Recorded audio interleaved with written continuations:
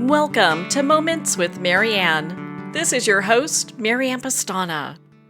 And we're here today with special guest, Dr. Sherry Walling, who's here to share with us her new book, Touching Two Worlds, a guide for finding hope in the landscape of loss. So, Dr. Sherry Walling is a clinical psychologist, speaker, podcaster, author, and mental health advocate. Her company, Zen Founder, helps entrepreneurs and leaders navigate transition, rapid growth, loss, conflict, or any manner of complex human experience. So let's welcome to the show, Dr. Sherry Walling. Thanks so much for having me, Marianne. It's wonderful to be with you. Oh my goodness, what an honor it is to have you here and to talk about your new book. I got to tell you, let me just start off by saying I am so sorry for your losses. Losing a brother and a father within 6 months of each other, that must have been extremely difficult. It certainly was one of those seasons of life where you feel like you're getting taken apart piece by piece, eventually reconstructed back together. But there's certainly that period of feeling like everything is up in the air and there's so much loss and heartache that it is a dark, dark period for a while. I know you share about your dad's passing as a very sacred experience. How was that different from your brother's? Well, my father and my brother died in some different ways. So my father died from esophageal cancer, and he died the kind of death where he died at home. He died with hospice. So he, had planned to die at home. He was surrounded by his children, his wife. I was laying in bed next to him when he died. So it had that sense of kind of our family walking him up to the gate and waving goodbye as he went on this journey to whatever is next. And it was very intimate, sacred, tender. And my brother, we lost him to suicide, and he died alone. He died far away from his family. I imagine that he died in quite a lot of anguish. And I think for me, as the family member who's grieving both of these losses, the loss of my dad and the closeness that we felt in that experience, it didn't erase the grief, but it gave it a different tone. And my brother's death felt more traumatic. It felt more like he was ripped away in a way that I couldn't say goodbye. I couldn't, hug him one last time. I couldn't tell him that I loved him. It was just this sort of dramatic, traumatic, he's gone. Well, I am just so sorry for that. It's so heartbreaking to lose somebody and then to have it in such a tragic way. I can't imagine how that really impacts a family. It has to be difficult all the way around.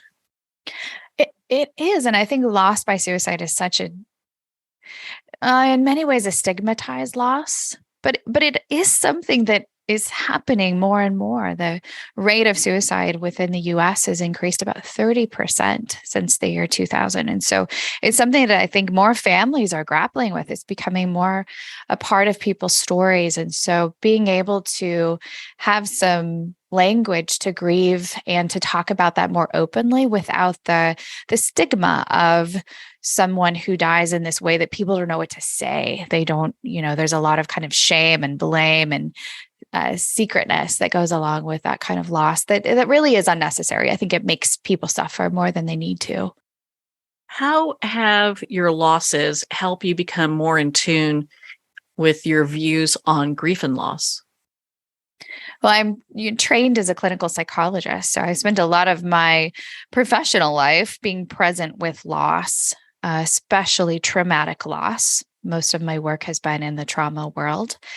And so entering this territory personally, I felt like I had some blueprints. Like I sort of know, okay, like this is where this is where this feeling goes. Like I know the terrain a little bit, but it really was a learning experience for me too, because I felt the need for different kinds of interventions. So, for example, as I was in the depth of my grief, I really felt the need for movement, to be really active, really committed to my yoga practice. I even took up aerial arts as like a circus performer. That's a whole other story. But my body just needed to be in motion. And I think a lot of people in grief feel something like that. But I, as a psychologist, didn't have a lot of training or maybe a deep enough conversation with the integration of the body into grief before I went through it myself. So my own personal journey with grief really shifted some of the priorities that I think about for people who are going through grief. In your work, you talk about how to be as an observer in our lives to help us kind of keep in check with what we really need to be focused on at that present time. How do we do that, and why is that important? Oh, I think self-observation is one of the like superpowers of our very busy, overwhelming, stimulating context and culture. So I think some of the simplest strategies for self-observation are journaling, are just having a practice where you are writing about your own self with regularity every day, checking in about emotions, about high points, about low points, kind of observing the ins and outs, the ups and downs of your day, of your life, and learning from them, noticing the moments where you thrive, noticing the moments where it feels like the life is being sucked out of you, and using that as data to help you make decisions. So self-observation is a practice. It can be like a meditation practice or like a yoga practice, but it's part of our day that's woven in to help us feel curious about our own selves, to understand ourselves better, and to be kind of learners of our own psyche. How is grief, and especially when you've been a caregiver for a loved one, how does that also impact you as a parent? Because I know you have, children, and so it's kind of like this thought process of how do you manage both at the same time? Yeah. So during the season of these losses, my children were 8, and 12. So kind of later elementary school. And they were very aware of what was happening, certainly with my dad, and pretty aware of what was happening with my brother. He was battling alcoholism and to hit some depression as well. So his illness was also chronic and then became obviously eventually fatal. So my kids were having their own experience of loss. And they were also watching me, their mother, grieve, which was, I think, maybe the hardest part is watching your mom struggle to kind of reconstitute herself, put herself together to get through various parts of life. And I think that it really had some really valuable conversations for us as a family, because kids are, as you well know, kids are exposed to death all the time, right? Every Disney movie, every sort of children's movie, not all of them, but very vast majority have a component of a major loss. And that becomes then the hero's journey for the child to overcome the loss of their mother, the loss of their father, and to move on and save the world or build the robot or find the Golden Valley or whatever it is. But there's this sense in much of children's literature of death as looming and very, very present. And so the death part wasn't so unusual, really. But I think the in vivo, real life grieving part was something that we tried to do very intentionally so that my kids would see what grief looks like, how it plays out, how you can be both very joyful and determined and ambitious and present to your life, and also present with those who you love, who are coming undone, who are dying, who are ill. It's actually the title of the book, Touching Two Worlds, comes from that kind of duality, the duality of being present in the land of loss and death and grief, and feeling like you can be fully there in some moments, and then shifting and coming back to this other world, the world of aliveness, the world of lives that are beginning, of plans that are being made, of hopes that are held. And that's another world that you can very much be fully present in. And they're not mutually exclusive, as one might assume that they are. I think a lot of people think they're two separate things, and to have that be something that's okay to talk about, of coming together, I think is so important. Yeah, it can be hard to go back and forth between them. There were some days where I sort of felt like I had whiplash, right? I would go sit with my dad while he was receiving chemotherapy and really be in the presence of people who are quite ill. And I'd come home and need to take a kid to a violin lesson and watch this child who's learning and growing and, a life that's so early on, that's just starting.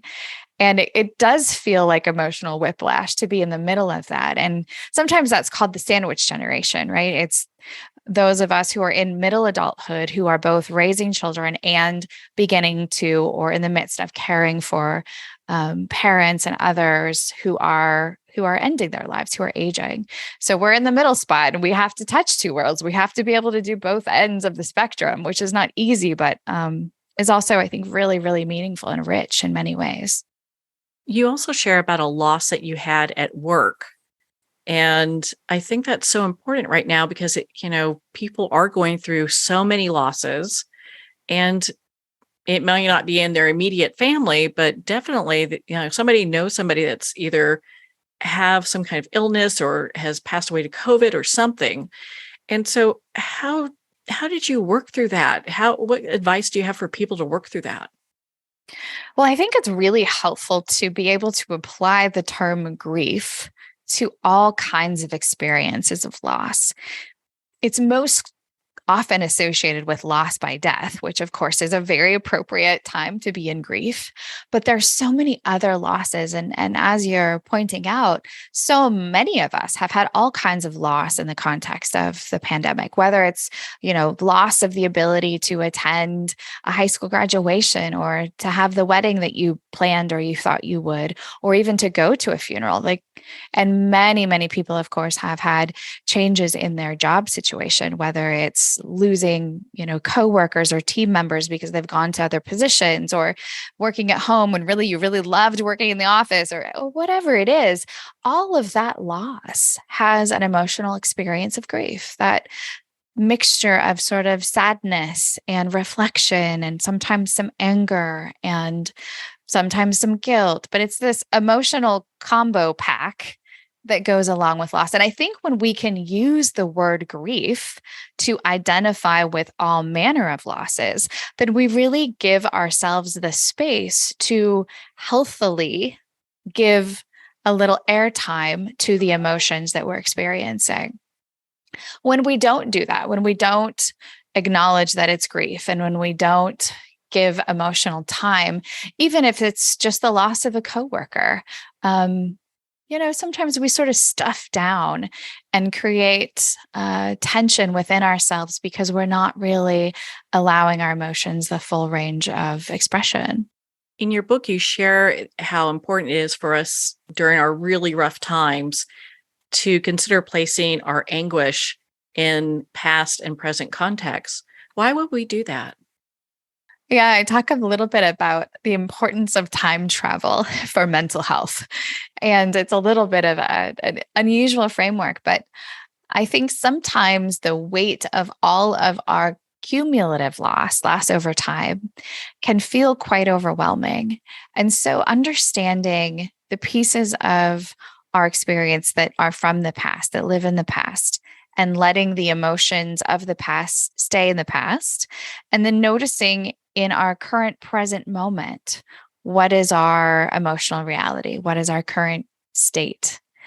And then thinking about the future self, the self that you're building, the self that you're working toward. So when we can be comfortable moving back and forth between, oh, this happened in the past, I learned from it, maybe it hurt me, maybe it helped me to grow, but it belongs in that place in our timeline. And then when we think about the future, so much of our anxiety is in worry and in kind of anticipating what is going to happen in ways that, of course, we can't possibly know. So understanding the difference between the present moment and then the emotional qualities that we attach to the future, which really we can't do much about. So understanding where our different experiences come from and keeping them in their correct sort of spot on the timeline can be really important in staying present focused without feeling overwhelmed by what has been and what is yet to come. Yeah, I can see that that would be very, very tough. I know during times when I've been going through grief, I can't think of anything that's going to happen next. I'm just kind of in a daze. And it seems like a lot of people go into this shock kind of place. Yeah, especially at first, grief overwhelms our bodies, right? Many of us feel that huge stress response that's often associated with trauma when we are in grief. Our heart rate is elevated, our breathing is shallow. We're just grappling with this sort of new reality. And it's very hard to integrate a new loss into the larger story of our lives. So for a time, the grief is the biggest story. It's the thing that's playing on our internal television set on repeat over and over. And that's okay for a time. That's your brain, your body, your emotional life learning to practice this information so that it can become part of yourself, part of the new reality of the sort of conditions of your life and the identities that you hold. Over time, that eases, and there's other channels that play, other stories that become important, and our emotions and our physiology come back to either our previous homeostasis, our sort of baseline, or they make a new baseline. Of course, grief is not linear. And so many people then experience maybe around a 1-year anniversary or the birthday of someone lost, or these key times in maybe the season or the calendar, that maybe that grief intensifies again. And maybe you have a couple days or just an hour where you feel like you're right back in it with that urgency. And that is also pretty normal. A lot of people feel that fluctuation. But I think for folks who might be listening who are really in those acute phases of grief, knowing that that is part of your body grappling with this very significant shift that's happening, and that's normal.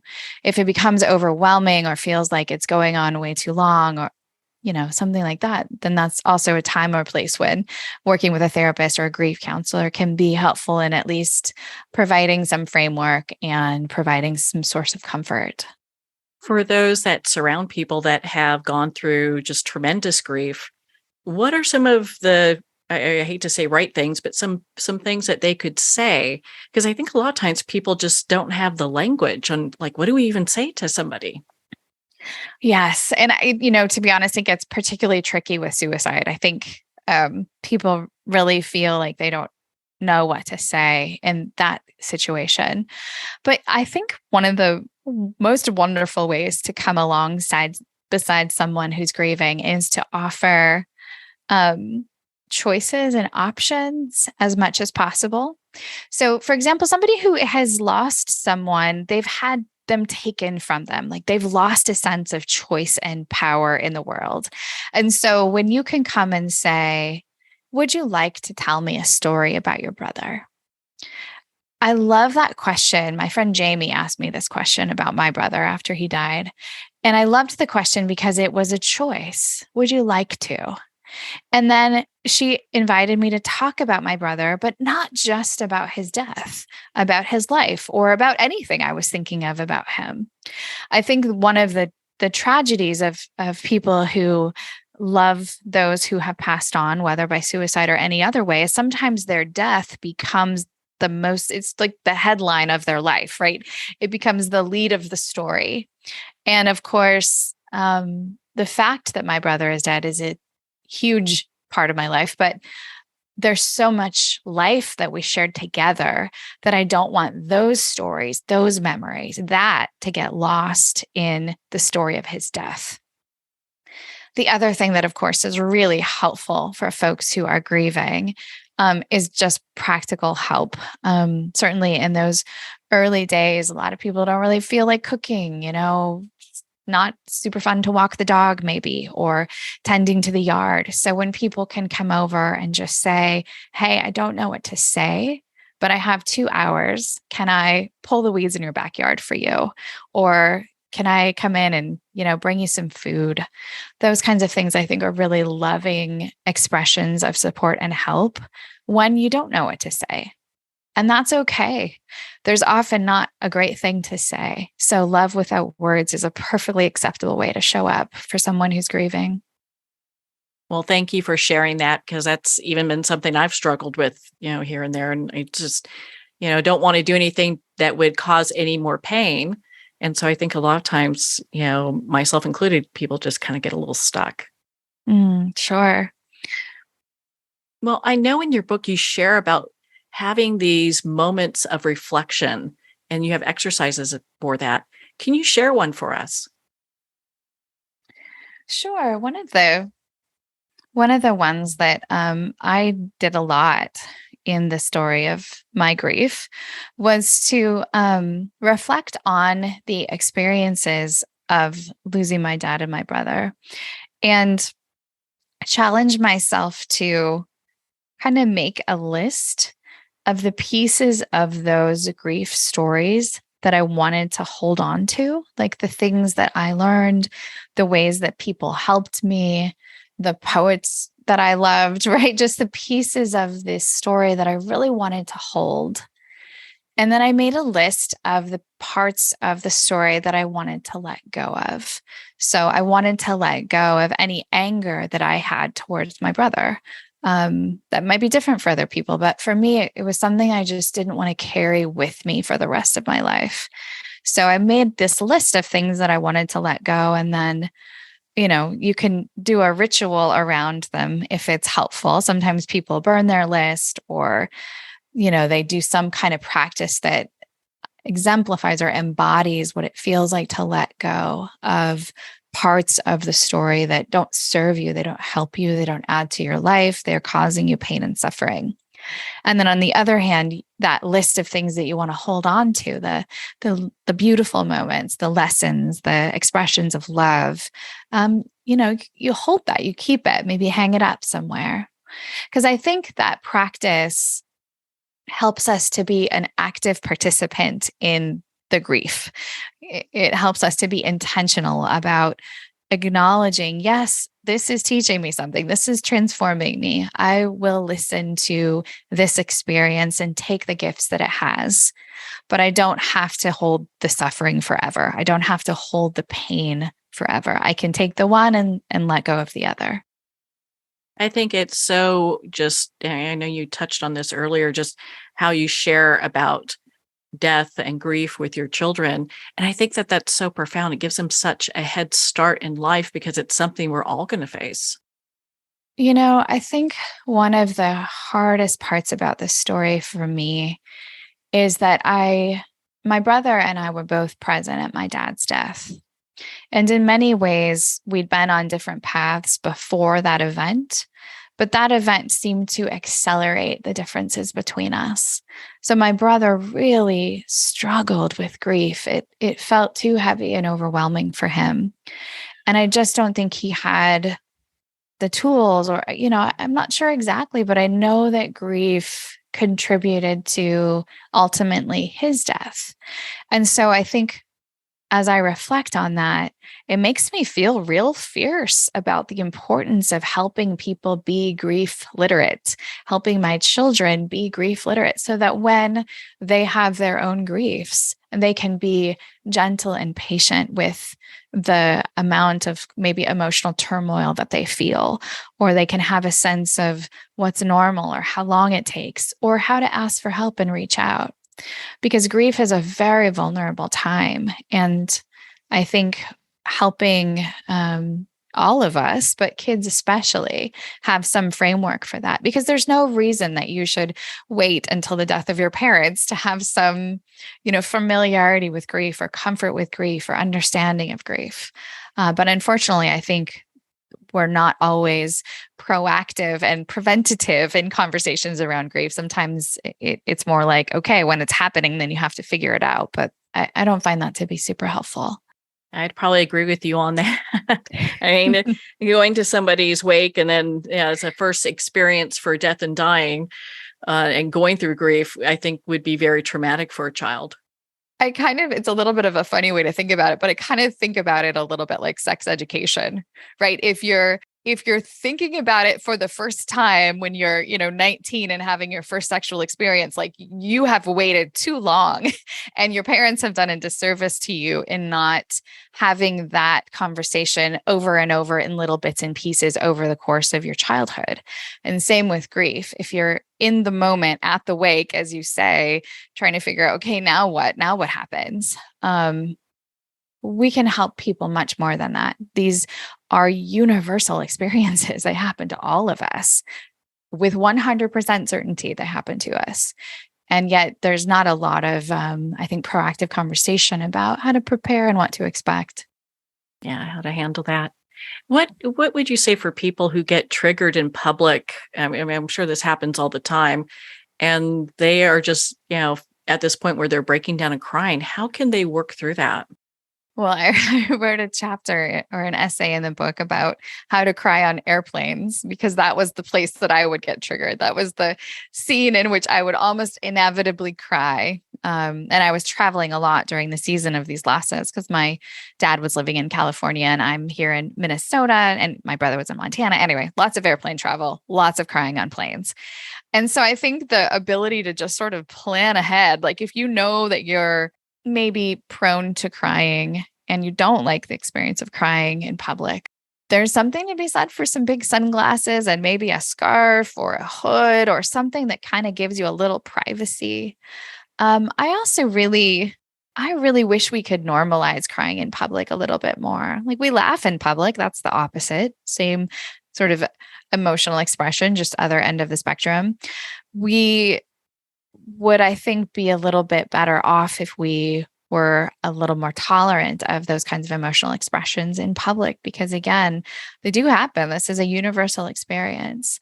And so as we maybe have these conversations, we can be more brave or bold or clear about crying as a normal part of life, not something that necessarily needs to be hidden.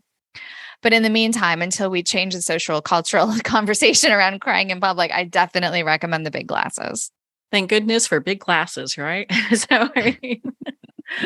Well, thank you. I mean, you answered a lot of questions for me. I'm sure a lot of people have similar questions. And my goodness, your book, Touching Two Worlds, addresses so much. Where can our readers and listeners connect with you and be part of your community and learn more about your work? Oh, thank you so much for the conversation. It's been so lovely. I am online at sherrywalling.com. My Twitter handle and Instagram are both at Sherry Walling, SherryWalling. And this book, Touching Two Worlds, can be found wherever books are sold. It's at your local neighborhood bookstore. It's also on Amazon, at Barnes & Noble, places like that. And we do have a website called touchingtwoworlds.com for folks who are interested in a little bit of the backstory or, some photos and a few videos from me sort of describing some of the pieces of the story. So. Well, Sherry, thank you so much for taking the time to be on the show with us here today. My pleasure. Thanks so much, Marianne. Well, thank you, Dr. Sherry Walling. It's been such an honor to spend this time with you and to talk about your new book, Touching Two Worlds, A Guide for Finding Hope in the Landscape of Loss. Touching Two Worlds is available at Amazon, Barnes & Noble, and all indie retailers. And remember, support our indie bookstores. You can also purchase this book at the publisher Sounds True at soundstrue.com. We're going to pause here for a quick break, and we'll be right back after this message.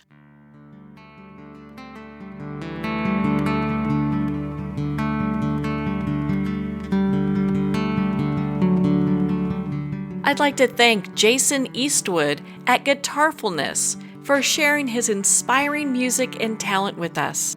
His music is known worldwide for cultivating atmospheres of harmony, inner peace and clarity. Visit Jason's website at guitarfulness.com. Join his newsletter, be part of his community, and download his music.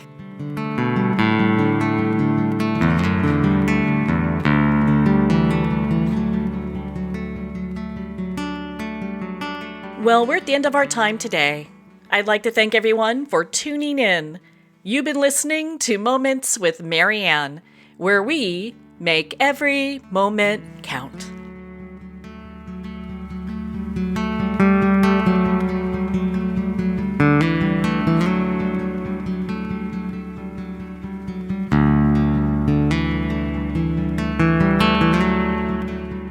In a single moment, your life can change. Moments with Marianne is a transformative hour that covers an endless array of topics with the best of the best. Her guests are leaders in their fields, ranging from inspirational authors, top industry leaders, and business and spiritual entrepreneurs. Each guest is gifted and a true visionary, a recognized leader in her own work, and while teaching others to develop, refocus, and grow, Marianne will bring the best guest and sometimes a special surprise. Don't miss this. You never know just which moment will change your life forever. Make sure to tune in and visit momentswithmarianne.com for more information.